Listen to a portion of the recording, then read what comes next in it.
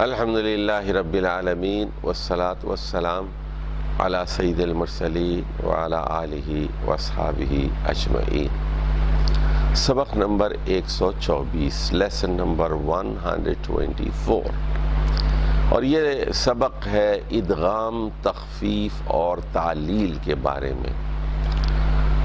تو لیکن پہلے ہم آپ کو خبردار کرنا چاہتے ہیں کہ ہم نے اپنی اس کتاب میں وہ منہج اختیار کیا ہے جو اہل ندوہ ہندوستان میں اختیار کرتے ہیں۔ تو تعلیلات پر ہم نے زیادہ زور نہیں دیا ہے، کیونکہ یہ ایک فضول قسم کا مبحث ہے اور اس سے کوئی خاص فائدہ آپ کو نہیں ہوتا، اور اس کے بجائے ہم نے زیادہ سے زیادہ مثالوں پر زور دی ہے۔ تو ادغام، تخفیف اور تعلیل کیا ہے؟ یہ تو آپ جانتے ہیں کہ حروف علت رکھنے والے افعال کو افعال معتلہ یا فعل معتل کہتے ہیں، اور فعل معتل میں عام قاعدوں کے خلاف افعال ملتے ہیں۔ تو اہل زبان کو رواں کرنے کے لیے بعض اوقات تصرفات کر لیتے ہیں تاکہ تلفظ میں کوئی گرانی محسوس نہ ہو، ثقل محسوس نہ ہو۔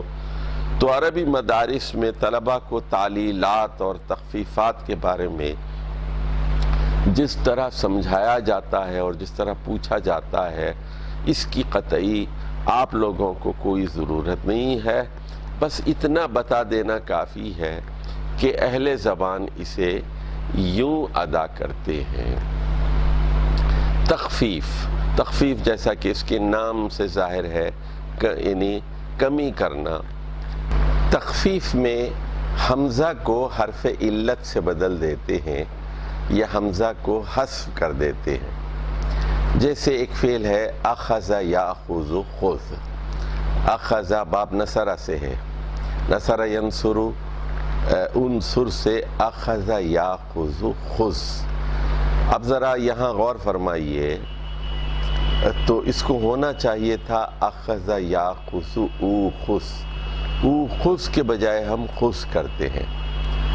اور دیکھیے یہاں فعل امر اوخذ کے بجائے خذ ہو گیا ہے، اسے تخفیف کہتے ہیں۔ تو اوخذ کو رواں بنانے کے لیے پہلے دونوں حمزہ حذف کر دیے گئے اور یہ خذ رہ گیا، یہ عمل تخفیف کہلاتا ہے۔ تو ایسا کیوں ہوتا ہے؟ تو اس کا سیدھا سادہ جواب یہ ہے کہ یہ اہل زبان کا ایک فطری عمل ہے۔ اہل زبان اس طرح کرتے ہیں، تو زبان میں اس طرح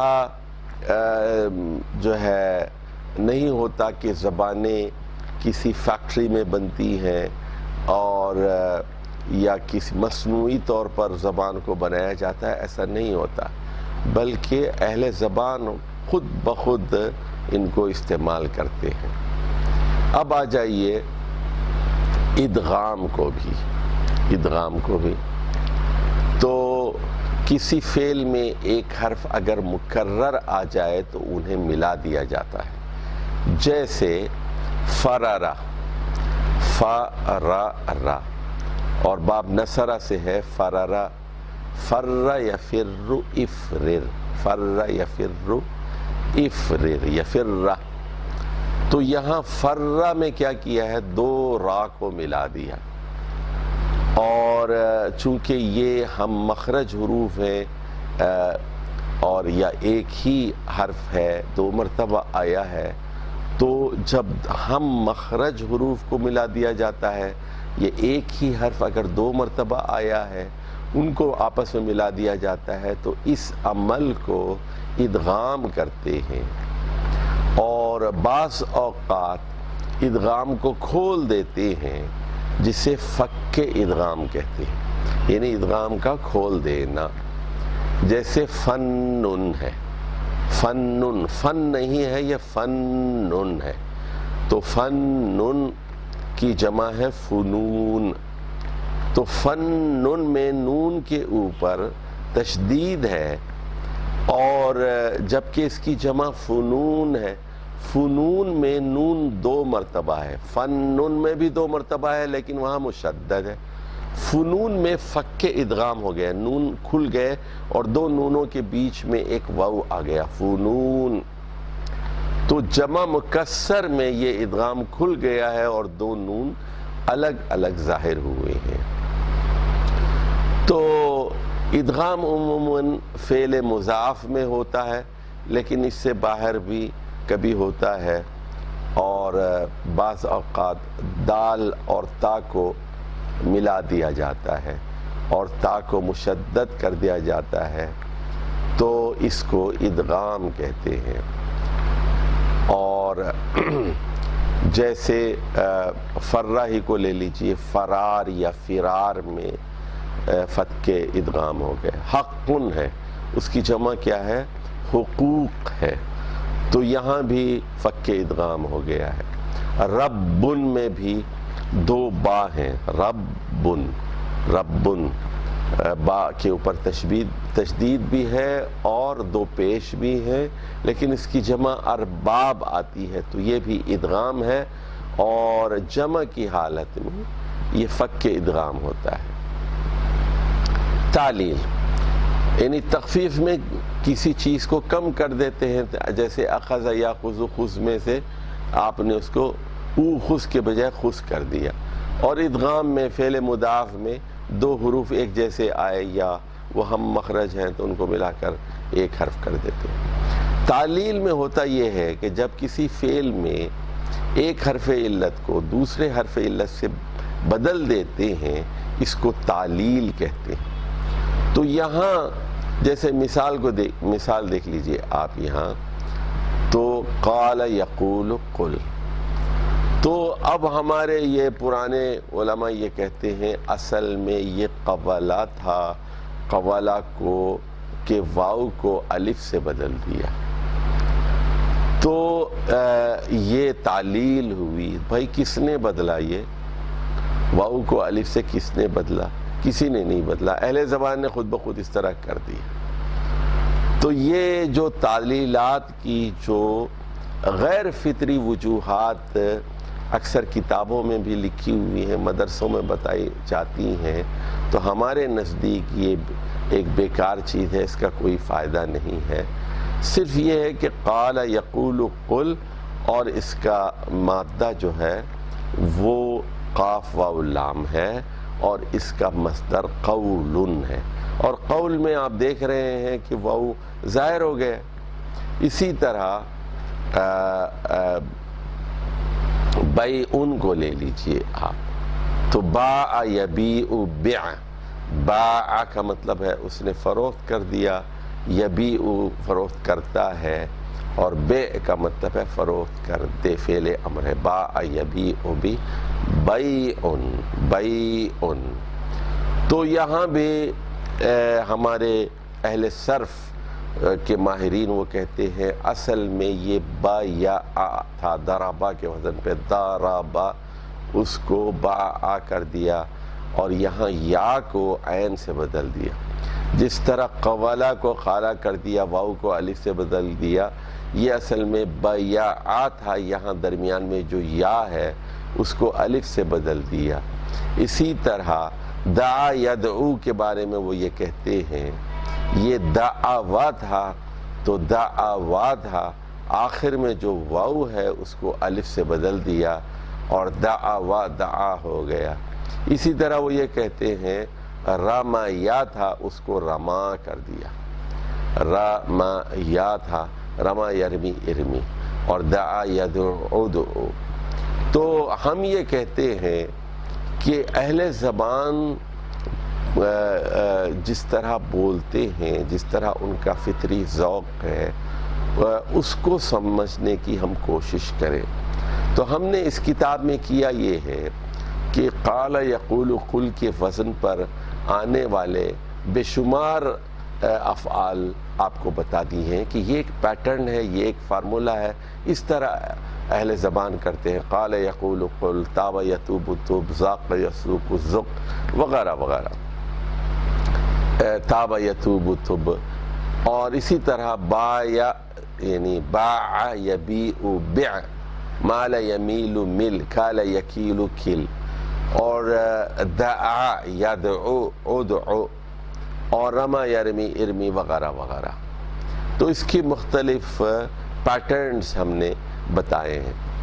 ہماری کتاب کو اگر آپ پڑھ کر اور سمجھ کر دوسرے طلباء تک پہنچانا چاہتے ہیں تو ہم انہیں کچھ باتیں بتانا چاہتے ہیں۔ وہ یہ کہ ہم عام طور پر ہمارے اساتذہ صرف و نحو کی کتابوں کے اتباع میں طالب علموں کو تعلیلات کے مختلف مراحل بتاتے ہیں۔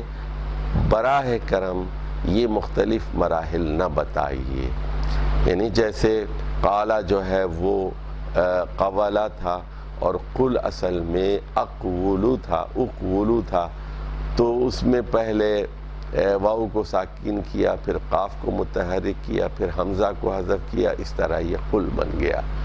تو یہ آخری شکل یہ بنی۔ تو لوگ پوچھتے ہیں یہ اقولو تھا، یعنی نصر ینصر انصر تھا، تو اسی طرح قوال یقول اقول تھا، وہ جا کے قال یقول قل ہو گیا۔ اس پر مولانا ابو الحسن علی ندوی نے ایک لطیفہ لکھا ہے کہ ایک مرتبہ کلاس میں ان کے استاد مولانا سید سلیمان ندوی آئے، اور اس زمانے میں مولانا ابو الحسن علی ندوی اور مولانا مسعود عالم ندوی وہاں پڑھایا کرتے تھے۔ تو وہ امتحان کے لیے آئے اور بچوں سے پوچھا بتاؤ اس کی تعلیلات بتاؤ۔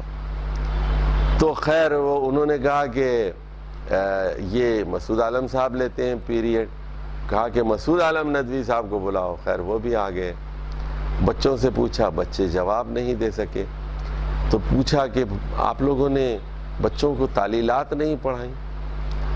تو اس پر علی میاں کہتے ہیں سید ابو الحسن علی ندوی، تو اس وقت میں نے یہ کہا کہ یہ سمجھائی جا سکتی ہیں باتیں، لیکن اس کی کوئی ضرورت نہیں ہے۔ پھر بچے یہ پوچھتے ہیں کہ قال یقول قل، اگر قول یقول اقول تھا، تو بچے یہ سوال کرتے ہیں یہ کس زمانے میں تھا، کس قبیلے میں تھا، اور کس ملک میں قالا جو ہے قوالا تھا، اور یہ یقولو یقولو تھا، اور قل اقولو تھا۔